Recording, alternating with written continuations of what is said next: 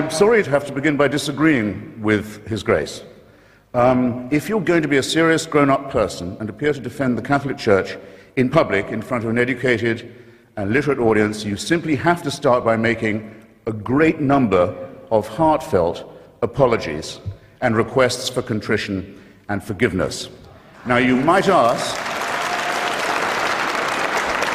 you're fully entitled to ask, brothers and sisters, who am I to say that?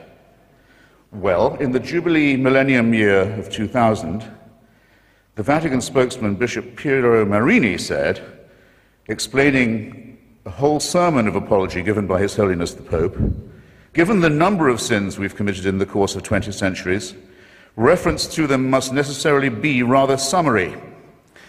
Well, I think Bishop Marini had that just about right. I'll have to be summary too. His Holiness on that occasion, it was March the 12th, 2000, if you wish to look it up, begged forgiveness for, among some other things, the Crusades, the Inquisition, the persecution of the Jewish people, injustice towards women, that's half the human race right there, and the forced conversion of indigenous peoples, especially in South America, the African slave trade, the admission that Galileo was right, and for silence during Hitler's final solution, or Shoah. And it doesn't end there. There are smaller but significant, equally significant, avowals of a very bad conscience. These have included regret for the rape and the torture of orphans and other children in church-run schools in almost every country on earth, from Ireland to Australia. These are very serious matters, and they're not to be laughed off by references to the occasional work of Catholic charities. But I draw your attention not just to the apologies, ladies and gentlemen, but to the evasive and euphemistic form that they take.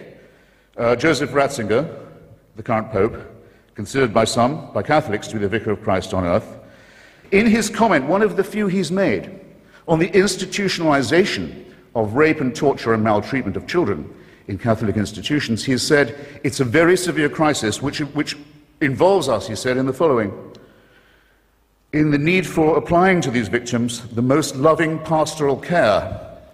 Well, I'm sorry, they've already had that. And to say that this is the responsibility laid upon you by the horrific admission that you've already had to make is not accepting responsibility in any adult sense.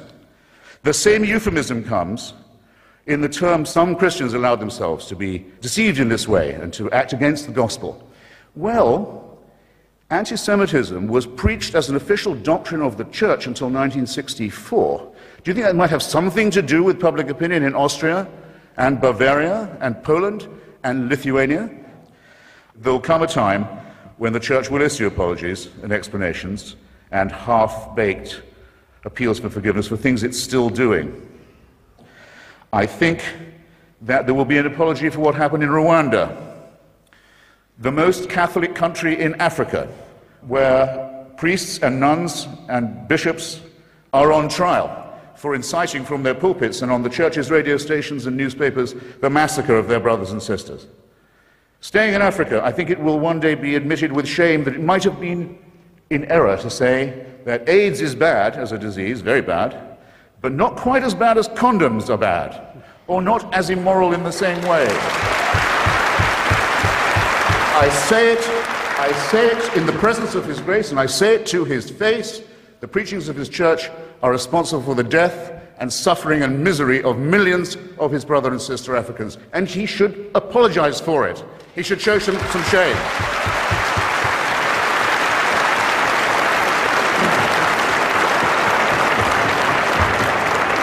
For condemning my friend Stephen Fry for his nature, for saying you couldn't be a member of our church. You're born in sin.